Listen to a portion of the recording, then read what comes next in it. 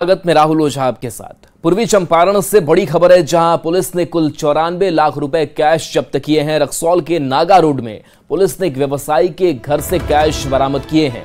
SP के निर्देश पर यह बड़ी कार्रवाई की गई है। आयकर विभाग की टीम मौके पर मौजूद है। पुलिस को हवाला का पैसा होने का शक है। पुलिस के अनुसार 60 लाख नेपाली और 34,34,000 भारतीय रुपया जब्त किया गया है। एक्सक्लूसिव तस्वीर आपको दिखा रहे हैं, जहां पर 94 लाख रुपए कैश बरामद किए गए हैं। ये तस्वीर आपको दिखा रहे हैं जो हवाला का पैसा होने की बात कही जा रही है। अवनीश हमारे साथ न्यूज 18 संवाददाता जुड़े हैं। अवनीश, ये किसके पैसे हैं, कैसा पैसा है, क्या खबर इसके बारे में? हाँ बिल्कुल, देखिए पूर्वी चंपारण के रक्सौल के नागा रोड में एक व्यवसायी के घर से 94 लाख रुपए जो है वो बरामद हुए हैं, जिसमें जो है 34 लाख जो है 34,000 जो है भारतीय रुपए हैं और 60 लाख जो है 18,000 रुपए जो है वो नेपाली रुपए हैं। और एक व्यवसायी है ध्रुपता, उनके घर से ये बरामद हुए हैं। झोले में ये रुपए रखे थे और पुलिस को ये गुप्त सूचना मिली थी कि ये हवाला का पैसा जो है वो जो है कहीं न कहीं प्रयोग में लाया जा रहा है। और इसी को लेकर जो एएसपी हैं उनके नेतृत्व में एक टीम का गठन हुआ और रक्सौल डीएसपी भी इसमें शामिल थे और सभी ने जो है इस पैसे को बरामद किया है। लोकसभा चुनाव से पहले एक बड़ी कार्रवाई है और आयकर विभाग की टीम भी पहुंची है। अभी तक जो है संतुष्टजनक जवाब जो है वो नहीं मिल पाया है। तो वैसी स्थिति में पुलिस हर बिंदु पर जांच कर रही है, आखिर पैसा कहां से आया, कौन लोग इसमें शामिल हैं, इस पैसे का क्या प्रयोग होता था, ये तमाम बातों की जानकारी जो है वो पुलिस जो है वो ले रही है। और जो जानकारी मिल रही है कि देर शाम तक जो एसपी है वो इसकी पूरी विधिवत जो है प्रेस वार्ता कर इसकी जानकारी भी मीडिया को भी देंगे कि आखिर ये पैसा का प्रयोग कहां कहां किया जा रहा था। चलिए अवनीश, खबर पर नजर बनाए रखिए। बहुत बहुत शुक्रिया फिलहाल तमाम जानकारी के लिए।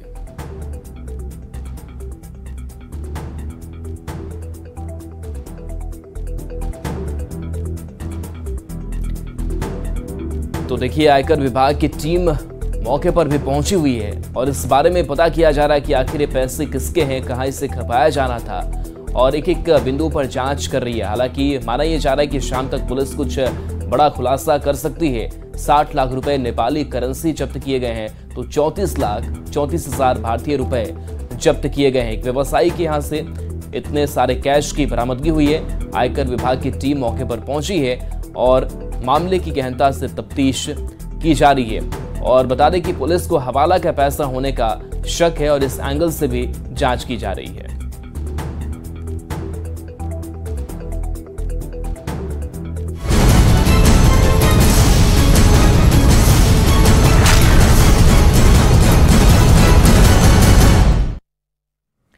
जमशेदपुर पहुंचे पीएम मोदी ने घाटशिला में चुनावी जनसभा को संबोधित किया और बीजेपी उम्मीदवार विद्युत बरण महतो के समर्थन में वोट की अपील की। इस दौरान पीएम मोदी ने इंडिया अलायंस पर जमकर हमला बोला। यही नहीं, कांग्रेस को भ्रष्टाचार की जननी भी बताया।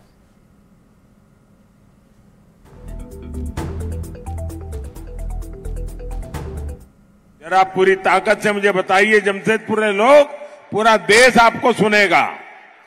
चुनाव में देश की अर्थव्यवस्था की चर्चा होनी चाहिए कि नहीं होनी चाहिए? चुनाव में उद्योगों, लघु उद्योगों की बात होनी चाहिए कि नहीं होनी चाहिए?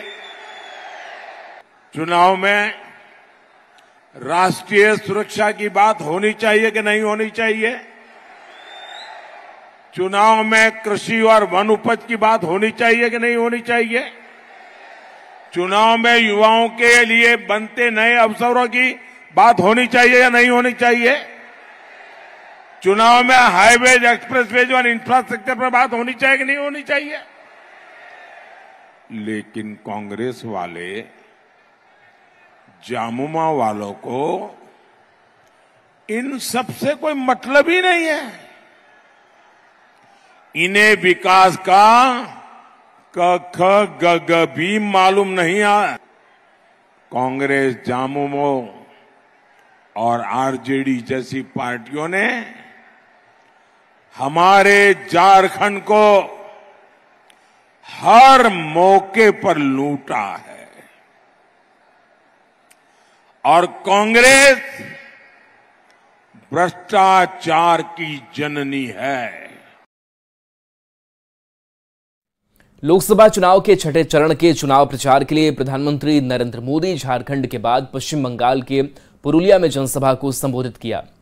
पुरुलिया में चुनावी जनसभा के बाद लौटते वक्त पीएम मोदी को देखने के लिए लोगों की भारी भीड़ इकट्ठी हो गई। पीएम मोदी ने सभी का अभिवादन स्वीकार किया।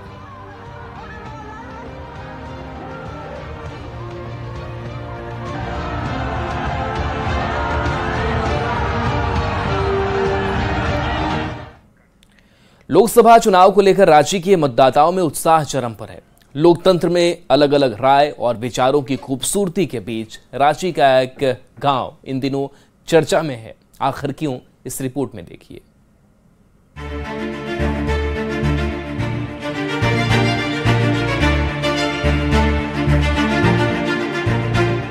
रांची लोकसभा में तेज होते चुनावी शोर शराबे से दूर सुंडील गांव के ग्रामीण नेताजी के वादों पर उम्मीद लगाए बैठे हैं। ग्रामीणों को समस्याओं के निदान की तो आस है ही।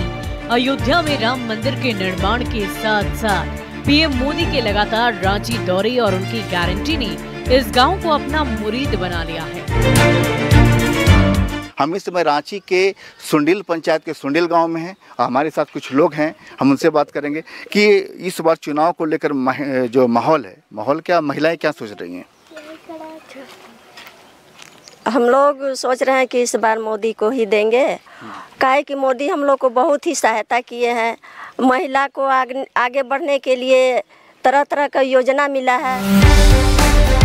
ग्रामीणों का कहना है कि केंद्र सरकार की कई योजनाओं ने गांव की सूरत बदल डाली है। पीएम आवास से लेकर वृद्धा पेंशन तक तमाम योजनाएं गांव तक पहुंची भी और लोगों को इसका लाभ भी मिला। यही वजह है कि गांव के लोगों का झुकाव बीजेपी की तरफ बढ़ा है।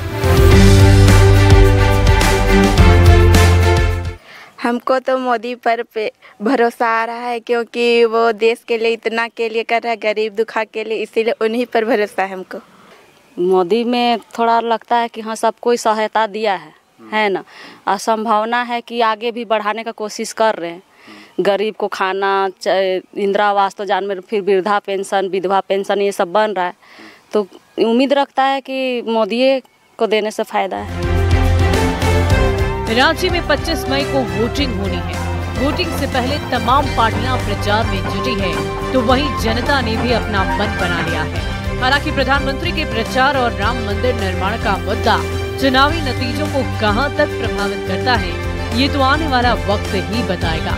रांची से संजय कुमार सिन्हा, न्यूज़ 18।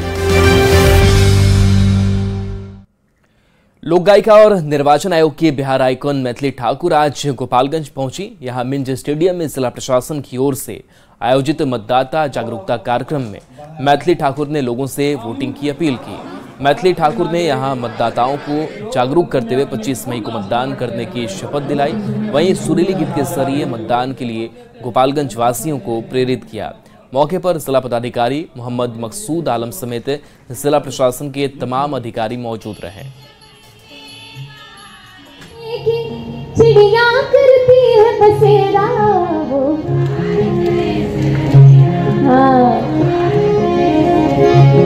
जहाँ सत्य अहिंसा और धर्म का मगपग लगता डेरा, वो भारत देश है मेरा, वो भारत देश है मेरा, वो भारत देश है मेरा, वो भारत देश है मेरा, वो भारत देश है मेरा, वो भारत देश है मेरा। क्या बात है, गोपालगंज में बहुत सारे सुरीले लोग यहाँ बैठे हुए।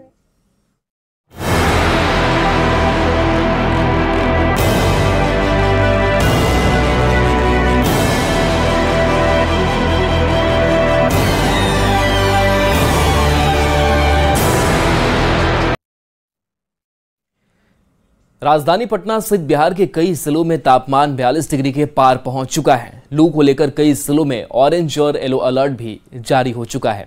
ऐसे में पटना के लोग पेय पदार्थ का सहारा ले रहे हैं। घर से बाहर निकले लोग बेल का शरबत और नारियल पानी पीकर खुद को लू से बचाते नजर आ रहे हैं। जायजा लिया है संवाददाता विनीता मिश्रा ने। राजधानी पटना सहित बिहार के कई जिलों में तापमान 42 डिग्री के पार पहुंच गया है। चिलचिलाती धूप और गर्म हवाएं लोगों को परेशान कर रही है। ऐसे में मौसम विभाग की तरफ से भी साफ कहा गया है कि 12 से 3 दिन में बाहर ना निकलें। जो लोग भी बाहर निकल रहे हैं वो पेय पदार्थ का सहारा ले रहे हैं, चाहे बेल का शरबत हो, नारियल पानी हो, सत्तू हो या फिर अलग अलग जो मौसमी फल हैं वो लोग पी रहे हैं। और ये देखिए राजधानी पटना में जितने भी ऐसी दुकान हैं जहाँ पे पेय पदार्थ मिल रहे हैं वहाँ डिमांड बढ़ गई है, लोग आ रहे हैं और पेय पदार्थ पी रहे हैं। बिल्कुल, हम लोग खाना नहीं खा रहे हैं, बिल्कुल जो है पी करके रह रहे हैं। गर्मी में खाना मुश्किल है, घर से निकलना जरूरी है तो बस यही जरूरी तो है ही। हम लोग तो ऑटो चलाते हैं तो दिन रात जो है तपती दोपहरी में हम लोग को चलना पड़ता है, तो इसलिए बचा रहा है लू से। हाँ बचा रहा है, बिल्कुल बचा रहा है। बिल्कुल। और ये देखिए कुछ लोग नारियल पानी तो पी ही रहे हैं, साथ ही साथ जो नारियल अंदर रहता है वो भी सेवन कर रहे हैं। लू का अलर्ट जारी हो गया है तो ऐसे में नारियल पानी बचा रहा है। बिल्कुल मैम। क्या नाम है आपका? हरीश कुमार। तो घर से बाहर निकलना मजबूरी है अभी फिलहाल? जी बिल्कुल। तो नारियल पानी फायदेमंद है? जी फायदेमंद बिल्कुल है मैम।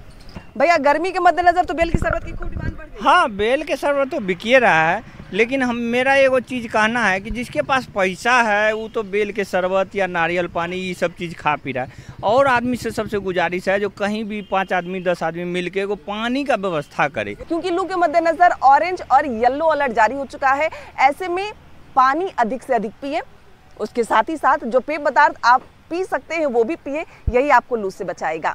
विनीता मिश्रा, न्यूज़ 18 पटना।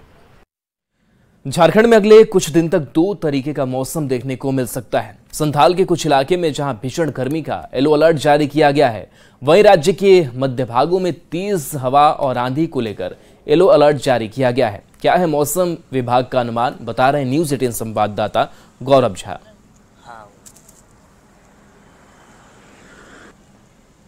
अगले कुछ दिनों तक 2 तरीके के मौसम का मिजाज देखने को मिल सकता है। जहां संथाल और गढ़वा पलामू के इलाके में हीटवेव को लेकर येलो अलर्ट जारी किया गया है, तो वहीं मध्य भागों में यानी राज्य के मध्य भागों में वज्रपात और तेज हवा और आंधी को लेकर भी येलो अलर्ट जारी किया गया है।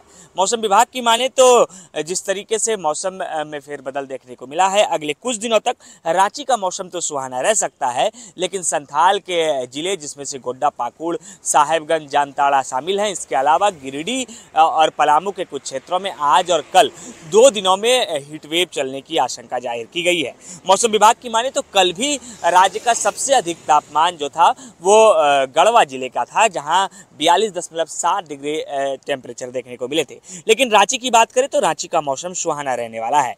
रांची में तापमान भी बहुत ज़्यादा देखने को नहीं मिलने वाली है। अगर पिछले 24 घंटे में भी बात करें तो रांची के तापमान में गिरावट देखने को मिली है।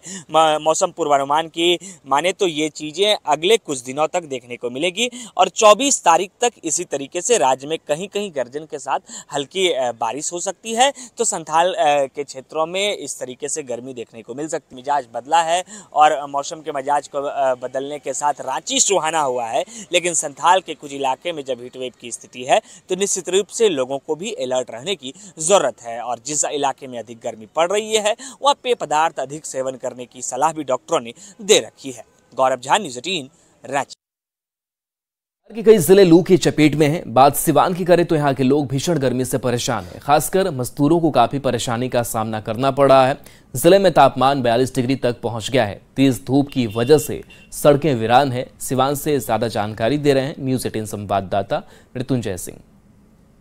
सिवान में भीषण गर्मी लोगों को परेशान कर दिया है।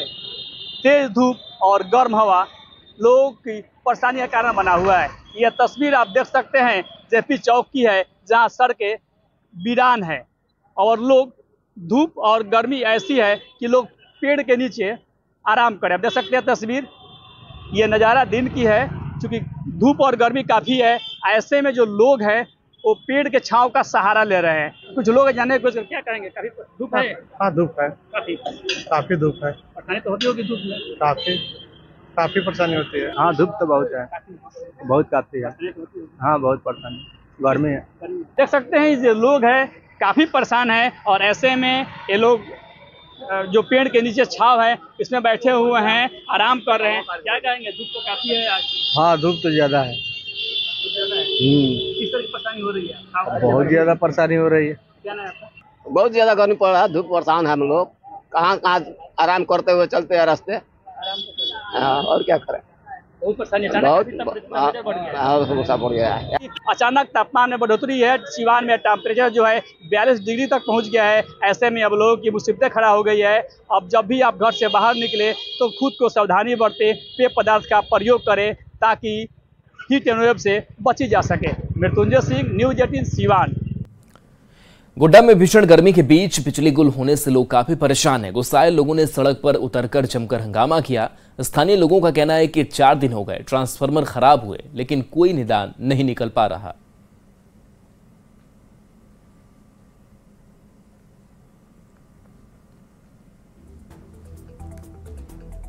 स्थिति है 4 दिन से ये प्रॉब्लम है। ट्रांसफार्मर खराब है, उसको सुनने वाला नहीं। 600 केवी का ट्रांसफार्मर चाहिए, 200 केवी का दिया हुआ। हम लोग विभाग में जाके शिकायत किए, आज भी गए 2-3 बार करके आज बन जाएगा, मगर कहीं संतोषजनक स्थिति में नहीं। हम लोग का काम हो रहा है ना, इसलिए ट्रांसफार्मर बदला रहा है या कोई इसमें काम हो रहा है।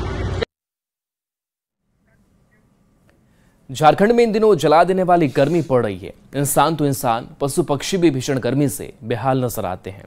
ऐसे में राष्ट्रीय युवा शक्ति ने पक्षियों को पानी पिलाने और दाना खिलाने की मुहिम शुरू की है, जिसकी हर तरफ तारीफ हो रही है। युवा शक्ति के कार्यकर्ता पेड़ पर मिट्टी के बर्तन बांध उसमें पानी भरने में जुटे हुए हैं। उद्देश्य ये है कि पशु पक्षी और जीव जंतु के इस गर्मी में प्यास बुझाई जा सके।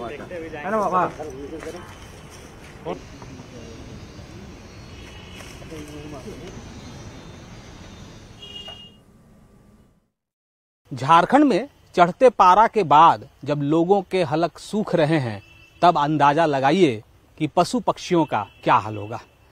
इसी सोच को मद्देनजर रखते हुए राष्ट्रीय युवा शक्ति ने एक पहल शुरू की है।